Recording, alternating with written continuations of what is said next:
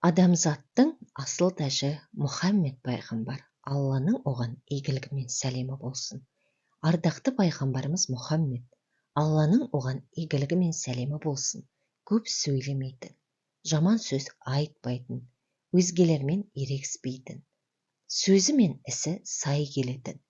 Ардақты пайғамбарымыз Мұхаммед, Алланың оған игілігі мен сәлемі болсын, әрқашан ойланып жүретін, берген уәдесіне берік болатын, салақтықты жаны қаламайтын, ешкімнің кемшілігін іздемейтін. Ардақты пайғамбарымыз Мұхаммед, Алланың оған игілігі мен сәлемі болсын, сыпайы және кішіпейіл болатын, туған туыстарын құрмет тұтатын, адал болған азықты алып жейтін. Ардақты пайғамбарымыз Мұхаммед, Алланың оған игілігі мен сәлемі болсын, ретсіз не болса соны сөйлемейтін, әрдайым байсалдылық танытатын, дүние істеріне бола ашуланбайтын, көрші ақысына қатты көңіл бөлетін. Ардақты пайғамбарымыз Мұхаммед, Алланың оған игілігі мен сәлемі болсын, жүрегі өте жұмсақ, сезімтал болатын, күмәнді нәрселерден өте сақ болатын, баршаның қайғы қамына ортақтасатын. Ардақты пайғамбарымыз Мұхаммед, Алланың оған игілігі мен сәлемі болсын, пайдасыз нәрселермен еш айналыспайтын, көңілі ұнатпаған мәселеде үнсіз қалатын, кімге болса да бірінші болып сәлем беретін. Ардақты пайғамбарымыз Мұхаммед, Алланың оған игілігі мен сәлемі болсын, кешірімділігі соншалықты, ешкімге кек сақтамайтын, адамдардың әрдайым табысқа жетуін тілейтін, әркіммен ақылы мен түйсігіне қарай сөйлесетін, сөйлегеннен гөрі ой үстінде жүруі көп болатын.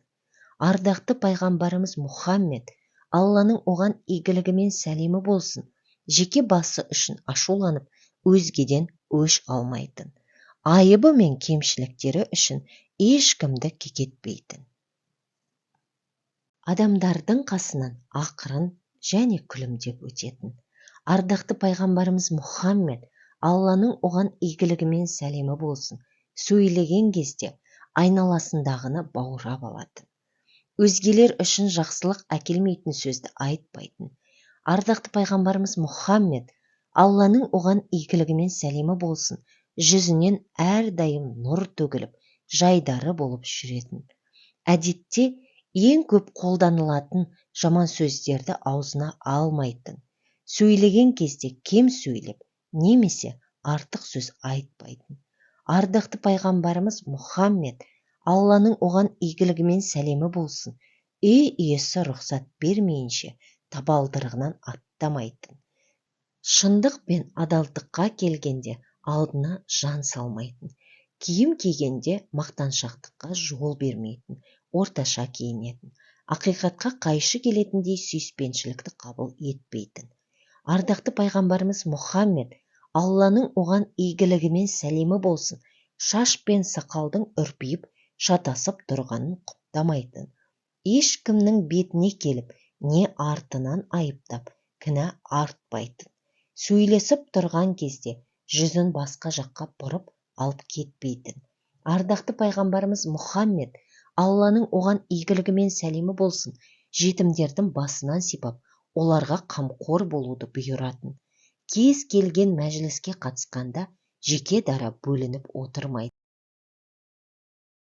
киімнің әдемі киілуін әмір етіп, масқаралыққа түсуін ұнатпайтын.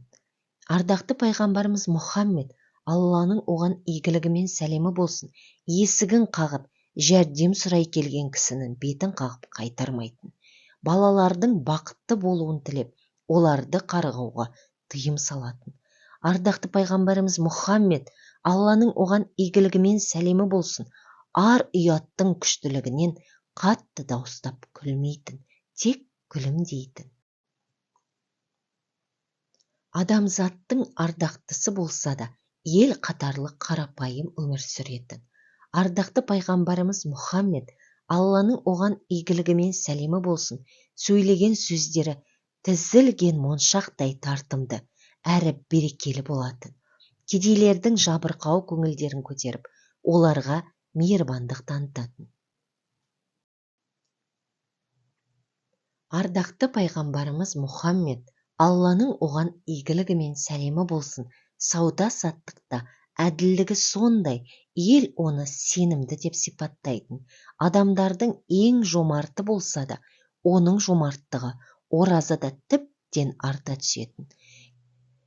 Кедейлермен отырып тамақтанатыны сондай, олардан ерекшеленіп тұрмайтын. Ардақты пайғамбарымыз Мұхаммед, Алланың оған игілігі мен сәлемі болсын, ізін басқан достарына: бұл дүниеде бір бейшарадай, яғни жолаушы секілді бол, дейтін.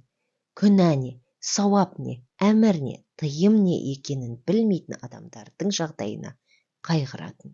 Ардақты пайғамбарымыз Мұхаммед, Алланың оған игілігі мен сәлемі болсын, өзіне дұшпандық жасағандарды кешіріп қана қоймай, оларға құрмет пен мархабат танытатын. Қиыншылыққа немесе әлде қандай жағдайға түскен кезде әдепсіздікке салынып ашуланбайтын. Ардақты пайғамбарымыз Мұхаммед, Алланың оған игілігі мен сәлемі болсын, қасында отырып, ең соңында сөйлеген кісілердің өзін бірінші кісінің тыңдағандай мұқият тыңдайтын. Адамзат баласының ең мәртебелісі болса да, мені Алланың құлы әрі елшісі деп атаңыздар, дейтін. Ардақты пайғамбарымыз Мұхаммед, Алланың оған игілігі мен сәлемі болсын, әйел заты адамдық қасиетінен айырылып қорланған дәуірде жәннат аналардың аяғының астында деп, оларға құрмет көрсетілуін айтып, дәрежелерін көтеретін. Ардақты пайғамбарымыз Мұхаммед, Алланың оған игілігі мен сәлемі болсын, әрдайым таңертең үйінен шығарда: я Раббым, тура жолдан адасудан және адастырылудан, алданудан және алдандырылудан, хақсыздық етуден және хақсыздыққа бас ұрудан, құрметсіздік етуден және құрметсіздік етілуден саған сыйынамын, дейтін. Ассалямуғалейкум, мұсылман бауырлар. Осы оқыған ақпараттың барлығы сіздерге және өзімізге де еске салу деп қабыл алыңыздар. Екі дүниенің де сұлтаны болған ардақты пайғамбарымыз Мұхаммедтей, Алланың оған игілігі мен сәлемі болсын, адам баласы бұл дүниеде туған да емес, тумайды да.